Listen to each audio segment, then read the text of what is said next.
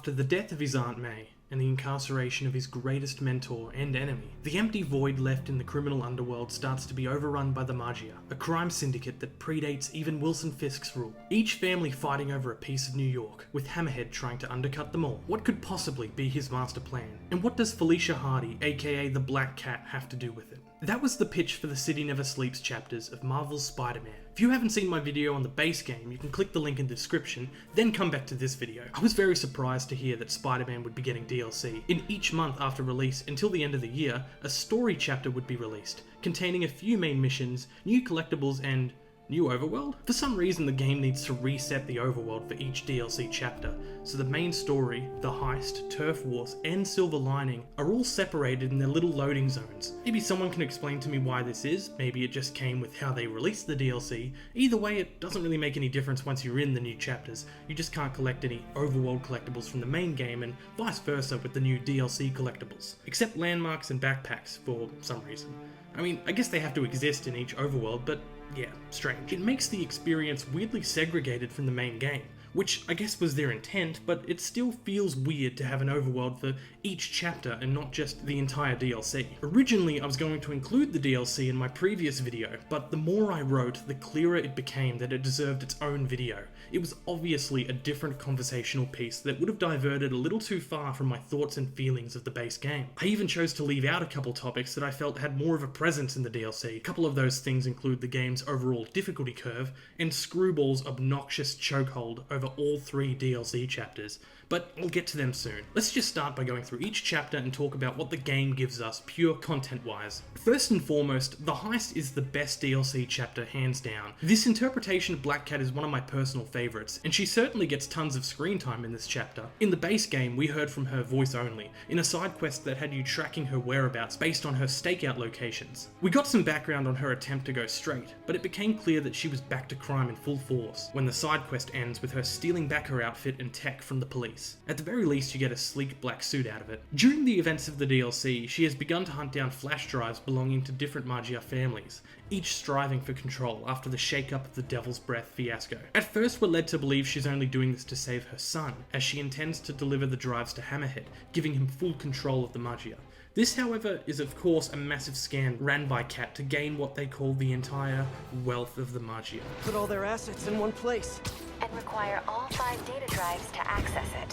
What exactly this entails is not clear, as the drives aren't really brought up again, and they never really serve as anything more than an annoyance to Hammerhead and his plans. That's a bit of a theme when it comes to the plot of the DLC. Story threads either lead to not much, are anticlimactic, weird, or simply teasers for Spider-Man 2.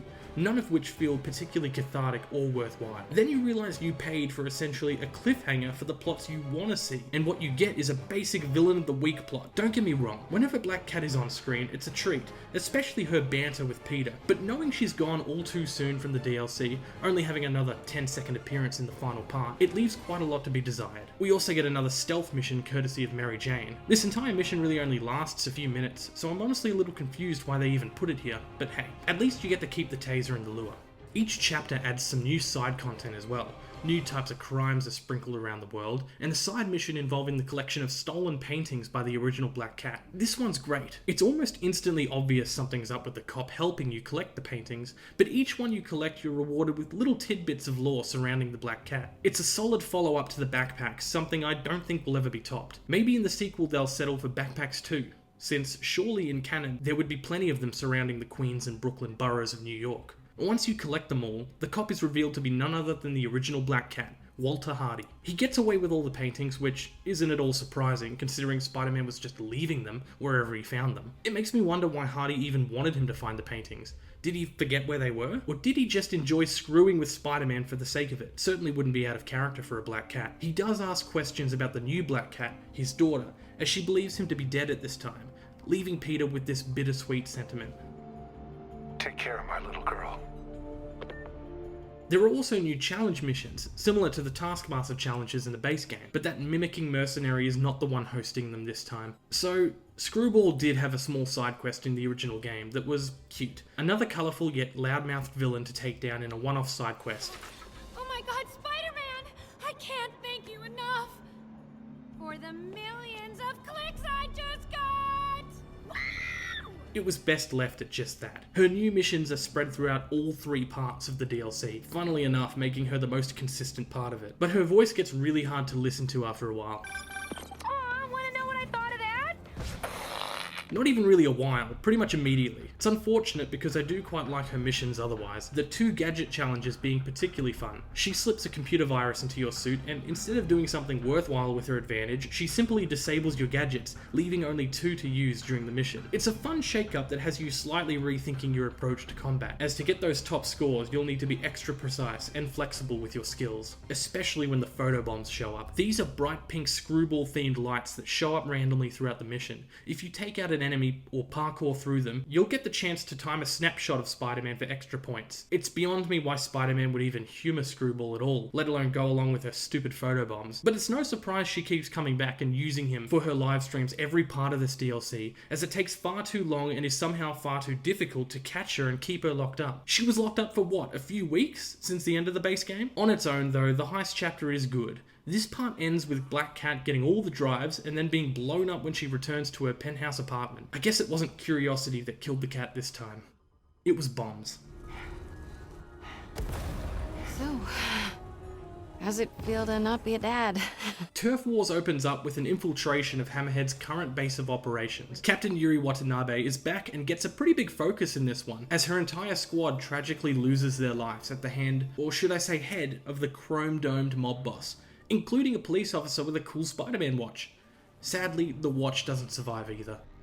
Now, Hammerhead's portrayal is fine. I mean, he occupies the criminal underworld section of Spider-Man's rogues gallery that are not as interesting to begin with, and his evil plan is to just get stronger. I mean, I know the mob want control, but being so vague about it doesn't drive any mystery. It just makes it kind of boring. And the way he's gonna get power is to steal people's respect? He brings that up a lot, wanting respect from the world. Honestly, this version of Hammerhead feels more like an insecure bully than a gang leader. Now look, getting your audience to want to punch a villain is always a plus, but that's all Hammerhead really has going for him. That and the uniqueness of being pretty toned down as Spider-Man villains go. That'll be leaving really soon. He spends most of this part stealing left-behind Sable tech from the Devil's Breath Crisis, including these subterranean deployment vehicles that Peter obnoxiously refers to as drill boys at least 5 times. I know some people were slightly turned off with some of the more cringe dialogue from Spider-Man, but for the most part it feels very in line for his character. But there are definitely some lines in the DLC especially that had me questioning why Peter was being so annoying. If that's the case, let me introduce you. Vinny, this is Vinny. Vinny, Vinny. Ironically though, this feeling seems to be how most of Peter's enemies feel canonically, so that's kind of funny. We get some more crime types, more screwball missions, and another base type. These Hammerhead fronts work exactly the same as the bases did in the main game, though with a different setting and enemy variety. After kidnapping the other Dons, Spider-Man rushes to defeat Hammerhead before Yuri can enact revenge herself, only to find that Hammerhead has become somewhat of a robot super soldier. So the big Hammerhead boss fight. Robot Hammerhead? Why did Insomniac feel it necessary to turn him into a robot? It kind of stops being special that Hammerhead is in the robot suit, because, well, anyone could be in it at this point. I mean, the boss fights in Spider-Man PS4 weren't exactly unique or groundbreaking, but they at the very least stayed true to the villain's abilities. We didn't even get a boss fight with vanilla Hammerhead to build up this fight. This is just how he is, a robot. Can you imagine if some other Spider-Man game you were building up to a Venom fight, only for it to be revealed that the boss fight you've been waiting for is just Eddie Brock in a big robot suit? I know it's hard to imagine that because there's no way they'd ever do that, but that just kind of goes to show what a poor choice of villain Hammerhead was to begin with. I guess they must have known they'd never want to use him in any sort of major way in the sequels, so they just kind of put him here? Yeah, I don't know. The boss plays pretty similar to the Kingpin boss fight from the start of the base game, though granted more difficult, as this is far past the end game at this point. Yuri shows up and blows his forehead up, and this part ends with Hammerhead being resuscitated for part 3. Is anyone else getting kind of sick at Hammerhead at this point? Silver Lining begins with Peter heading to an Oscorp plant to stop Hammerhead's men. It's here that we see Project Olympus. The Sable gear used to make Hammerhead look like this was now being used on his goons. Basic enemies now armored up, and some even with jetpacks. I think it's now that I discuss the difficulty curve of Marvel's Spider-Man. The game is pretty straightforward and simple for most of the base game. Hard enough that you have to put in the effort, but easy enough that you'll never really find yourself dying a whole lot in the game. Maybe once or twice. That all changes, however, in the third act when the Sable enemy faction is introduced. Their armor can sometimes make it seem as if you're doing absolutely no damage to them, and they are immune to most of your gadgets as well. Most of them.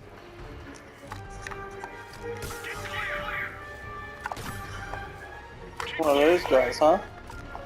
There is also the jetpack agents. They'll shoot and spray these red electricity mines along the battlefield. These guys are a pain. Luckily, if you invested your skill points wisely, you'll be able to chain 2 finishes for the cost of 1 on these guys, making them a whole lot easier to deal with. All heavy enemies, on the other hand, take 2 bars of focus to use a finisher on. Luckily, throughout the base game, heavy enemies don't pose as much of an annoyance as Sable agents do, except maybe the whip enemies. They can be frustrating to deal with in a crowd, but they're not too bad. Then we get to the DLC, which chose to up the ante even further when it comes to difficulty. In the Heist, you're introduced to the minigun enemies. This heavy class enemy will spray the battlefield with bullets, and your spider sense will rarely help you dodge it. Plus, remember, they cost 2 focus bars because of their heavy class, which makes them quite expensive to take out easily. In amazing difficulty, a couple lucky dodges and some gadgets can help you deal with these guys relatively easily. But in ultimate difficulty, good luck. My saving grace with these guys was the suspension matrix, even if to buy me a few extra seconds to deal with the rest of the enemies before dealing with them. I was popping this gadget like candy every time those minigun goons showed their face. And don't worry, the game makes quick work to start shoving 2 or even more of these guys at you at once. In Turf Wars, we're introduced to these energy shield enemies that kinda act like Sable jetpack agents, but on the ground. Again though, they are considered basic enemies, so easy to use finishers on. Once Silver Lining starts, these armoured and jetpack wielding Hammerhead thugs are not the easiest to defeat, but are still much easier to defeat than the minigun enemies. That is until...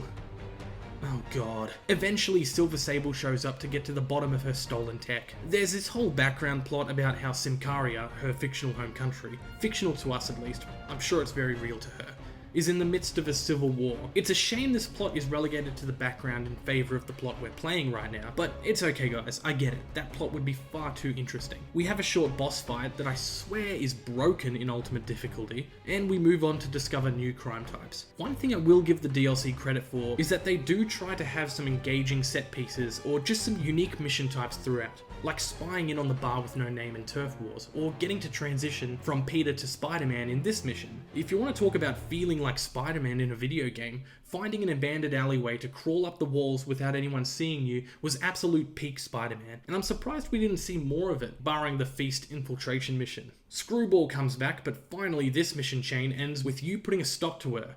Hopefully we won't be seeing any of her in Spider-Man 2.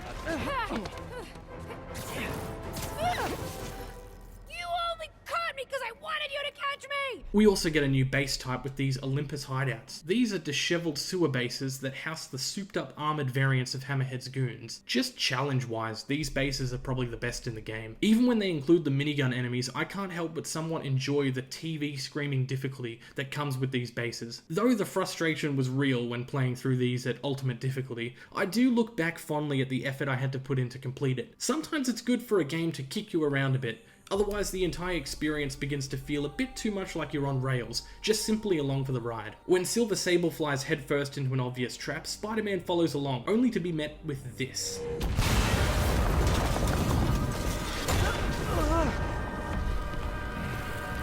Now look, I know the entire DLC was all locked in place months ago, but it was equally frustrating and kinda hilarious to see real-time complaints about the robot Hammerhead interpretation in Turf Wars, while this abomination was waiting only a month away. It must have been similar when everyone said they thought Screwball was annoying, only for us to realise Insomniac had locked her in for all 3 parts of the DLC. But hey, Black Cat's back.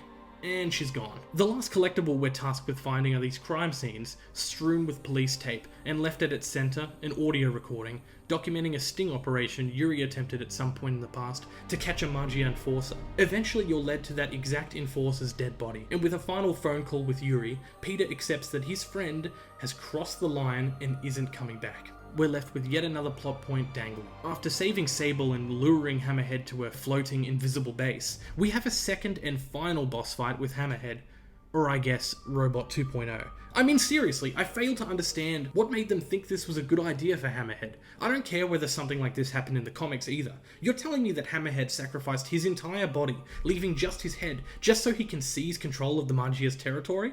The logistics of this whole thing don't make a whole lot of sense, but at least we're at the end of this mixed bag of a DLC. Spider-Man reminds Sable of his no-killing rule. Just remember my no-killing rule, okay? So naturally, Sable rams her entire jet into Hammerhead, saving the day and finishing this DLC. We get an end credit scene with Miles finally beginning to web swing, and that's it. Throughout each chapter of the DLC, there's also 9 new suits to collect.